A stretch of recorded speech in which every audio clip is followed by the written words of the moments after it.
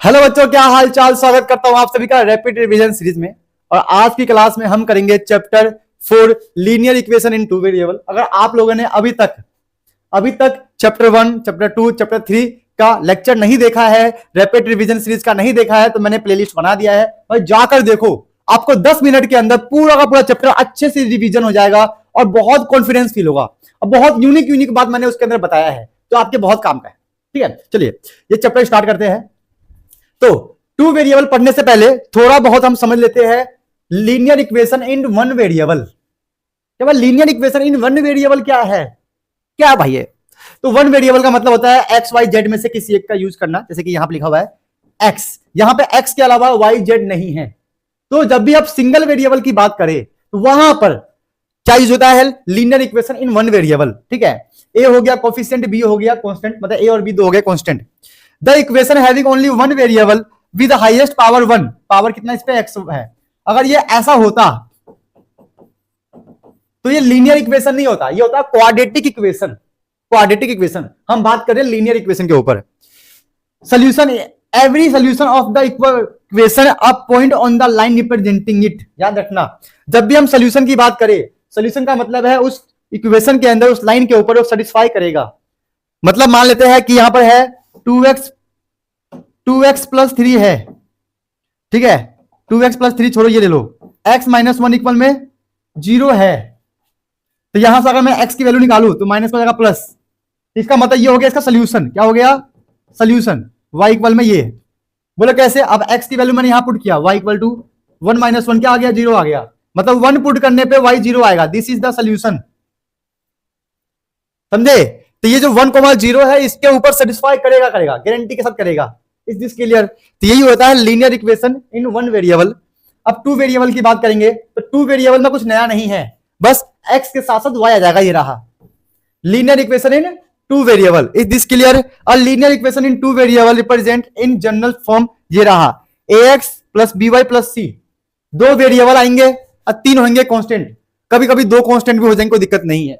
ये रहा a b c constant हो जाएंगे और एक्स वाई दो हो गए वेरिएबल। बहुत आसान है, मुझे पता है आप लोगों को आता होगा। पहले से आपको ये सब पता है तो कमेंट कर देना कि सर हमें पता है ना? क्या बात है ना। चलो, इक्वेशन में टू वेरिएबल एक्स वाई है, सिंपल है, दोनों की वैल्यू मिलकर सोल्यूशन बनती है। पता है सोल्यूशन मतलब एक्स कोमा वाई। ये बहुत सिंपल पॉइंट है, लिख लेना। जिन बच्चों को बिल्कुल बेसिक से पढ़ना होता है ना, उनको ये सब पॉइंट बहुत काम आते हैं। बहुत डीप मीनिंग है सबका कि सोल्यूशन को एक्स वाई बोलते हैं, है ना। The value of variable that satisfy the equation is called solution. वही बात है कि सॉल्यूशन का मतलब है कि एक्स वाई की वैल्यू जैसे यहां पुट करोगे तो आंसर क्या आ जाएगा? 0 आ जाएगा। ये सेटिस्फाई करेगा, जो भी यहां पे होगा वही वैल्यू आ जाएगा। ठीक है, सेटिस्फाई का मतलब है एक्स वाई की वैल्यू पुट कर सकते हो इक्वेशन के अंदर। चलो और देखो क्या है इंपॉर्टेंट पॉइंट, ध्यान देना। क्या इंपॉर्टेंट पॉइंट है कि X Y plus B Y plus C equal to 0 होता है। याद रखना, जैसे कि मान लो 2x प्लस 3y 2 है, तो मैं यहां से 2x प्लस 3y, हमें यहां से 0, ये प्लस का हो गया माइनस का, काम खत्म। ठीक है, this is the equation, this is the standard form. ठीक है, स्टैंडर्ड फॉर्म मतलब ये ax हो गया, ये by हो गया, ये -2 हो गया। यहां से a का मतलब आ जाएगा 2, ठीक है, अब b का मतलब आ गया 3, और c तो अकेला होता है तो -2। c हमेशा अकेला होता है तो c हमेशा c होता है। बड़ी बड़ी बातें है ना, जो अकेला होता है वो हमेशा c होता है, जो सिंगल होता है वो हमेशा c होता है। वो यहां भी प्रूफ हो गया भाई। देखो मैथमेटिक्स में हमें कितना कुछ सीखने को मिलता है ना। जैसे कि ये अकेला है तो क्या है? c है। a के साथ x है, b के साथ y है, लेकिन ये क्या है? सिंगल है, तो ये c है। जो सिंगल है वो आजकल के जमाने में क्या है? c है। अरे बड़ी बड़ी बातें हैं, आप 9th के बच्चों को पता समझ में नहीं आएगा, बट फ्यूचर में समझोगे क्या मतलब है। ठीक है, इट ग्राफ स्ट्रेट लाइन। याद रखना, ग्राफ के अंदर जब भी ग्राफ बनाओगे तो कोई ना कोई स्ट्रेट लाइन ही बनेगा 2 पॉइंट से। तो ग्राफ बनाने के लिए टू सोल्यूशन का होना बहुत जरूरी है। याद रखना, ग्राफ बनाने के लिए टू सोल्यूशन मतलब x, y की दो वैल्यू होनी जरूरी है। जो कि हम ग्राफ ऐसे बनाते हैं, पता ना, ये x ले लिया, y ले लिया, है ना, x ले लिया, y निकल गया, y लिया, x निकल गया, ऐसा कुछ। इस solution corresponding a point on the line representing equation and vice versa. वही बात है कि जो ये सोल्यूशन होगा वही उसको रिप्रेजेंट करेगा, बनाएगा, स्टेटमेंट बनाएगा, वाइस वर्सा, दोनों पॉइंट। Is this clear? समझ में आ गया पूरा कहानी? पक्का? चलो आगे बढ़ते हैं। सारे के सारे पॉइंट्स को आपको लिख के समझना है। देखो बहुत सिंपल बात है, दिमाग में डालो। जो बच्चा लिखता नहीं है वो बच्चा सीखता नहीं है, जो बच्चा लिखता नहीं है वो बच्चा सीखता नहीं है। तो लिख लिख के पढ़ो।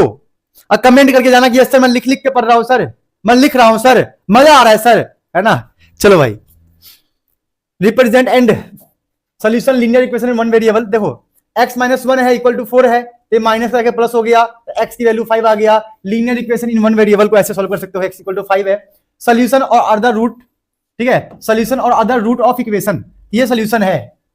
कहने का मतलब है वन वेरिएबल वाले में या तो x की ही वैल्यू होगी बस, या फिर y की ही वैल्यू होगी बस, दोनों में से किसी एक की वैल्यू होगी, दोनों की वैल्यू नहीं होगी। जो मैंने अभी स्टार्टिंग में बताया था, ये जो मैंने बताया था, ये वाला पॉइंट था, यहां पे ये वाला पॉइंट y वाला चीज मत लिखना, ये मैंने टू वेरिएबल को एक्सप्लेन कर दिया था, यहीं तक रखना, ठीक है। वन वेरिएबल में या तो सिर्फ x का वैल्यू होगा, सिर्फ y का वैल्यू होगा, टू वेरिएबल में दोनों का वैल्यू होगा। याद रखना, मैंने यहीं पे दोनों आपको एक्सप्लेन किया था, ये बहुत इंपॉर्टेंट है, ठीक है। लिखने टाइम गलती मत करना, ठीक है। इसको ऐसे हम रिप्रेजेंट कर सकते हैं, कैसे, ये रहा पॉइंट, यहां कर दिया x इक्वल टू 5, बहुत सिंपल है। तो बहुत इंपॉर्टेंट पॉइंट है जो बच्चों को नहीं पता है, अब बहुत कुछ आपको इस सीरीज में सीखने को मिलने वाला है। रैपिड रिवीजन सीरीज लाइफ में आप कभी नहीं बोलने वाले हो, बहुत कुछ, बहुत डीप मीनिंग, बहुत अच्छे से पढ़ने वाले हो भाई, बहुत मजा आएगा, ठीक है।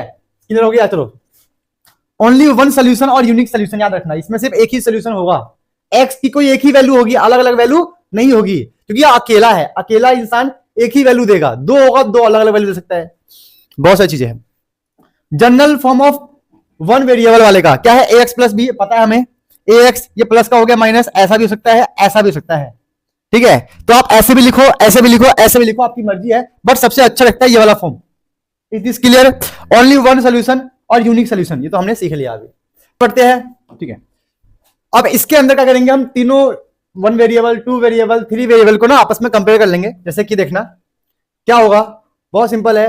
देखो लीनियर इक्वेशन, जब वन वेरिएबल की बात करें तो x होगा, इसको हम ऐसे रिप्रेजेंट कर लेंगे, और यहां पे होगा वन सोल्यूशन, मतलब x की कोई एक वैल्यू। टू वेरिएबल वाले की जब हम बात करेंगे तो उसको हम ऐसे रिप्रेजेंट करेंगे, बस यहाँ पे एक c एक्स्ट्रा आ जाएगा, देख सकते हो, ax प्लस b है, ax by तो c आ गया, है ना। यहाँ पे इनफाइनाइट मैनी सोल्यूशन, मतलब x की बहुत अलग अलग वैल्यू आ सकती है, y के भी अलग अलग बहुत सारी वैल्यू आ सकती है। थ्री वेरिएबल की जब हम बात करें तो ax by प्लस c और d अलग से, यहाँ पे कांस्टेंट b है, c है, यहाँ पे d है, यहाँ पर भी इनफाइनाइट मैनी सोल्यूशन आएगा। तो ये जो है ना, ये जो टेबल है, ये टेबल आपको बहुत कुछ सिखाएगा, बहुत कुछ सिखाएगा आपको, पूरा चैप्टर इस टेबल से क्लियर हो जाएगा। कभी आपसे एमसीक्यू में पूछे कि बेटा बताओ कि टू वेरिएबल वाले में कितने सोल्यूशन होंगे, तो बोलना इनफाइनाइट मैनी सोल्यूशन हो सकता है सर वन वेरिएबल में कितने सोल्यूशन होंगे, तो बोलेंगे वन सोल्यूशन। ये आपको पता होना चाहिए, ये आप तभी कर सकते हो जो आपको बहुत अच्छे से नॉलेज हो, डीप नॉलेज हो। डीप नॉलेज कहां से मिलेगा, मैं बताऊंगा, है ना, मजा आएगा ना। चलो आगे आ जाओ, क्या रहेगा, कुछ काम की बातें याद रखना। क्या है काम की बातें, every point whose coordinate satisfy given equation lies on line, ठीक है, very good. Any point which does not lie on P Q, मान लाइन पे, is not solution of the given equation. मतलब सोल्यूशन तभी होगा जब उस लाइन के ऊपर होगा, अगर लाइन कोई भी पॉइंट उस लाइन पे नहीं है, मतलब कोई पॉइंट लाइन है, पॉइंट यहां पर है, तो सोल्यूशन नहीं है, सोल्यूशन नहीं है। इस लाइन के ऊपर पॉइंट है तभी उसको हम सोल्यूशन बोलेंगे, याद रखना बेटा, लाइन के ऊपर पॉइंट है तो सोल्यूशन बोलेंगे, वरना नहीं बोलेंगे। Every point A B on line P Q give a solution, बिल्कुल वही बात है। ax plus B Y plus C equal to 0 called linear equation between two, मतलब linear equation because it represent straight line. तो यहां से हम लोग कुछ समझ नहीं रहे, क्या समझ रहे हैं कि स्ट्रेट लाइन ग्राफ अगर हम बनाए, ग्राफ बनाए और स्ट्रेट लाइन आ गया तो समझना लीनियर इक्वेशन है, लीनियर इक्वेशन है। इसका मतलब हम समझे कि अगर हम ग्राफ बनाते हैं, मान लो यहां से एक लाइन चला गया, ऐसा बन गया हमारा लाइन, ये स्ट्रेट लाइन है, मतलब ग्राफ के अंदर कोई लाइन आया और बिल्कुल स्ट्रेट है, तो आप बोल दोगे वो लीनियर इक्वेशन है। कितना मतलब, कितना बढ़िया मतलब है ना यार, ये है ना, कि हमने ग्राफ देखा स्ट्रेट लाइन है तो बोलेंगे लीनियर इक्वेशन है ना। समझ में आ गया? आई होप आप लोगों को रैपिड रिवीजन सीरीज का ये वाला लेक्चर भी समझ में आ गया होगा। आपको लिख लिख के समझ के अच्छे से नोट्स बनाना है, क्योंकि जो बच्चा लिखता है वही तो सीखता है भाई, ठीक है। और अगर आप चाहते हो कि मैं नेक्स्ट लेक्चर फटाफट अपलोड करूं तो कमेंट जरूर करना, ठीक है बच्चों। तो आप लोग ऐसे खूब पढ़ो, मेहनत करो, मिलते हैं अपनी नेक्स्ट क्लास में, और एग्जाम के लिए ऑल द बेस्ट।